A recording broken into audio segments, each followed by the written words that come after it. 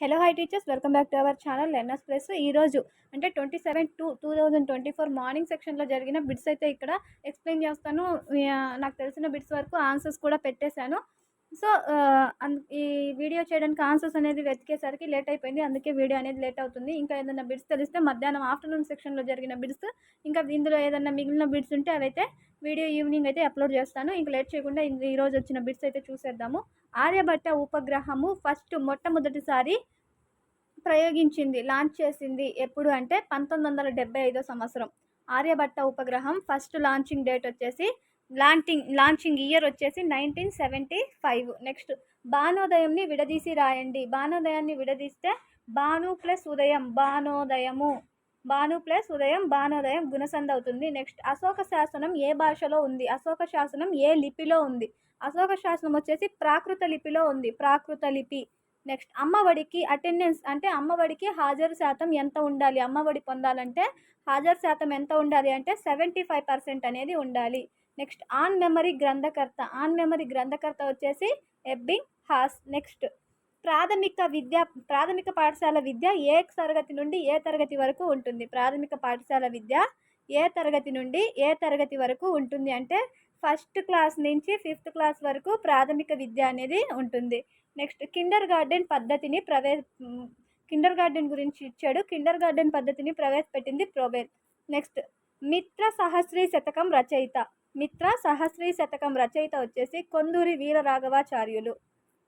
Next, LAD abbreviation ఎల్ఏడికి abbreviation language acquisition device, దీన్ని రూపొందించింది ఆవరంలో చోమ్స్కీ. నెక్స్ట్, యూనిట్ పాఠ్య పథకం గురించి ఇచ్చాడు. సంఘర్షణల గురించి అయితే ఒక క్వశ్చన్ అయితే అడగడం జరిగింది. సో ఆ క్వశ్చన్ ఏంటి అనేది నాకు తెలీదు. సంఘర్షణలు మనకు మెయిన్గా ఏమున్నాయి? ఉపగమ పరిహార ఉపగమ పరిహార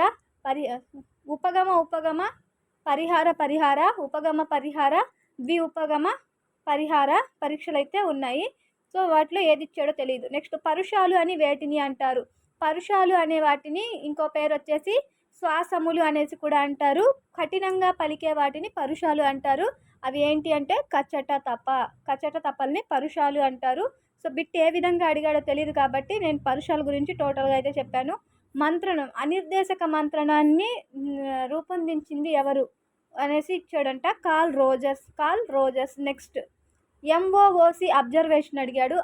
ఎంఓఓసిని విస్తరించేది వచ్చేసి massive open online course. Next, ద్వికారక సిద్ధాంతం యొక్క రూపకర్త వచ్చేసి చార్లెస్ ఎడ్వర్డ్ స్పియర్మన్. నెక్స్ట్ వచ్చేసి మనకు తెలుగులో సంశ్లిష్ట వాక్యం గురించి ఇచ్చాడు. అదేవిధంగా మనకు ఇంగ్లీష్లో వచ్చేసి కాంప్లెక్స్ సెంటెన్స్ రెండిట్లో ఇచ్చాడనమాట. కాంప్లెక్స్ సెంటెన్స్ అంటే ఏంటి అంటే ఒక మెయిన్ క్లాజ్ ఉండి 3 సబార్డినేట్ క్లాజ్లు ఉంటే దాన్ని కాంప్లెక్స్ సెంటెన్స్ అనేసి అంటారు. అదే కాంపౌండ్ సెంటెన్స్ అంటే 2 మెయిన్ క్లాజ్లు ఉండాలి. సబార్డినేట్ క్లాజ్లో వచ్చేసి వెర్బ్ ఉన్నా కూడా అది ఒక పూర్తి అర్థాన్ని ఇవ్వలేదు. మెయిన్ క్లాజ్ లేనిది అది పూర్తి అర్థాన్ని ఇవ్వలేకపోతే దాన్ని సబార్డినేట్ క్లాజ్ అంటారు. అదే కాంప్లెక్స్ సెంటెన్స్లో ఏముండాలంటే ఒక మెయిన్ క్లాజ్ ఉండి 3 లేదా 3 సబార్డినేట్ క్లాజ్లు ఉంటే దాన్ని వచ్చేసి కాంప్లెక్స్ సెంటెన్స్ అనేసి అంటారు. నెక్స్ట్, ఆమ్రేడిత సంధి గురించి ఇవ్వడం జరిగింది. నెక్స్ట్, ఏదో మెథడ్ గురించి ఇచ్చాడు, నేను సెర్చ్ చేశాను. నెక్స్ట్, ఆర్మీ ఆల్ఫా టెస్ట్ ఏ పరీక్ష అనేసి ఇచ్చాడు. ఆర్మీ ఆల్ఫా పరీక్ష అనేది ప్రజ్ఞా పరీక్ష. దీన్ని రూపొందించింది వచ్చేసి ప్రొఫెసర్ యార్క్. ప్రజ్ఞా పరీక్ష ఆర్మీ ఆల్ఫా టెస్ట్ని రూపొందించింది ప్రొఫెసర్ యార్క్. ఇతను వచ్చేసి అమెరికా దేశానికి చెందినవాడు.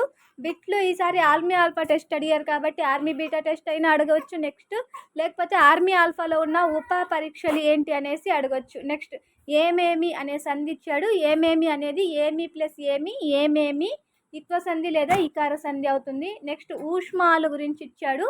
ఊష్మాలు అంటే ఊది పలికే వాటిని ఊష్మాలు అనేసి అంటారు. నెక్స్ట్, వాక్యాంత బిందువు గురించి ఇచ్చాడు. వాక్యాంతమున ఉపయోగించే బిందువు వచ్చేసి ఫుల్ స్టాప్. నెక్స్ట్, ఎరిక్సన్ దశల్లో 3 నుంచి 6 సంవత్సరాల దశ లేదా 3 నుంచి 5 సంవత్సరాల దశ వచ్చేసి క్రీడా దశ. ఈ వయసులో ఉండే క్లిష్ట పరిస్థితి చొరవ చూపడము మరియు తప్పు చేశామనే భావన అనేది ఉంటుంది. ఎరిక్ ఎరిక్సన్ దశల్లో 3-6 సంవత్సరాల వయస్సులో లేదా 3-5 సంవత్సరాల వయసులో ఉండే దశ క్రీడా దశ. ఈ దశలో వచ్చేసి చొరవ చూపడము మరియు తప్పు చేశామనే భావన ఉండే దశ. నెక్స్ట్ క్లినికల్ పద్ధతి అని దేనిని అంటారు? క్లినికల్ పద్ధతి అని కేస్ స్టడీ మెథడ్ని అంటే వ్యక్తి అధ్యయన పద్ధతినే క్లినికల్ మెథడ్ అనేసి అంటారు. దీనికి ఇంకో పేరు వచ్చేసి సమగ్ర అధ్యయనం అనేసి ఇంకో పేరుంది. దీని రూపకర్త అంటే ఈ క్లినికల్ పద్ధతిని రూపొందించింది ఎవరు అంటే బోనీ అండ్ హల్పిల్మన్. బోనీ మరియు హల్పిల్మన్ అనే ఇద్దరు శాస్త్రవేత్తలు ఈ వ్యక్తి అధ్యయన పద్ధతిని కేస్ స్టడీ మెథడ్ని రూపొందించారు. నెక్స్ట్ ఇంద్రియ చాలక దశ గురించి అయితే ఇవ్వడం జరిగింది. ఇంద్రియ చాలక దశ 0-2 సంవత్సరాలు ఉండే దశ. ఈ దశలు ఎందులోవి అంటే పియాజే మనోసంజ్ఞానిక వికాసంలోనివి. నెక్స్ట్ అభ్యసన బదలాయింపులో ఒక క్వశ్చన్ అడిగించడం జరిగింది. అది కూడా అనుకూల బదలాయింపు గురించి అయితే అడిగాడు. అంటే హిందీ నేర్చుకున్న వ్యక్తి సంస్కృతం నేర్చుకోవడంలో ఏర్పడే బదలాయింపు అంటే రెండు మనకు ఆటంకం అనేది కలగదు కాబట్టి అది అనుకూల బదలాయింపు అవుతుంది. నెక్స్ట్ పొదుపు గణనకు సంబంధించి ఒక క్వశ్చన్ అయితే అడగడం జరిగింది. పొదుపు గణన సూత్రం ఏంటి అంటే మొత్తం ప్రయత్నాలు మైనస్ పునరభ్యసన ప్రయత్నాలు బై మొత్తం ప్రయత్నాలు ఇంటూ 100 చేస్తే మనకు పొదుపు గణన అనేది వస్తుంది.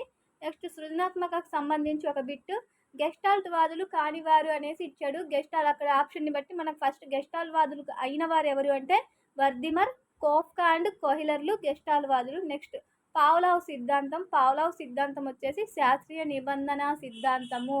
దేని మీద ప్రయోగాలు చేశారంటే కుక్క మీద. ఫస్ట్ మొదటి మహిళా శాస్త్రవేత్త పద్మభూషణ లేకపోతే పద్మవిభూషణ అనేది అది కూడా ఆమె ఫార్మరా లేకపోతే సైంటిస్టా అనేది క్లారిటీగా తెలియదు. సో ఈ బిట్ నేను స్కిప్ చేస్తున్నాను. సాంఘిక శాస్త్రం యొక్క విద్యా ప్రమాణాలు లేదా మౌలిక అంశాలు ఎన్ని అంటే 10. సాంఘిక శాస్త్రం యొక్క విద్యా ప్రమాణాలు లేదా మౌలిక అంశాలు వచ్చేసి 10. సిసిఈ పాఠ్యాంశంగా అమలు చేయాలని చెప్పింది ఎవరు? సిసిఈని పాఠ్యాంశంగా అమలు చేయాలని చెప్పింది ఆర్టీ 2009, ఎన్సిఎఫ్ 2005, ఏపీఎస్సిఎఫ్ 2011. ఈ ముగ్గురు కూడా సిసిఈని పాఠ్యాంశంగా అమలు చేయాలని చెప్పింది.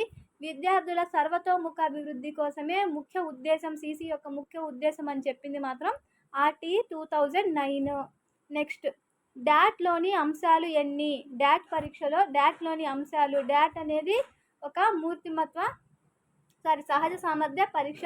దీంట్లో అంశాలు ఎన్ని అంటే 7 అంశాలు అయితే ఉంటాయి. అవి వచ్చేసి శాబ్దిక వివేచనము, సంఖ్యా సామర్థ్యం, అమూర్త వివేచనము, ప్రాదేశిక సంబంధము, యాంత్రిక వివేచనం, గుమస్తా సామర్థ్య పరీక్ష, పద నిర్మాణం. ఈ 7 కూడా డాట్ పరీక్షలోని అంశాలు. అదేవిధంగా ఈ డాట్ పరీక్షను రూపొందించింది ఎవరు అంటే డాన్ డైక్ యొక్క సిద్ధాంతాన్ని ఆధారంగా చేసుకొని జార్జ్ కే బిన్నెట్ మరియు అతని అనుచరులు డాట్ అనే పరీక్షను రూపొందించడం జరిగింది. నెక్స్ట్ గణం యొక్క తలాలు వచ్చేసి 6.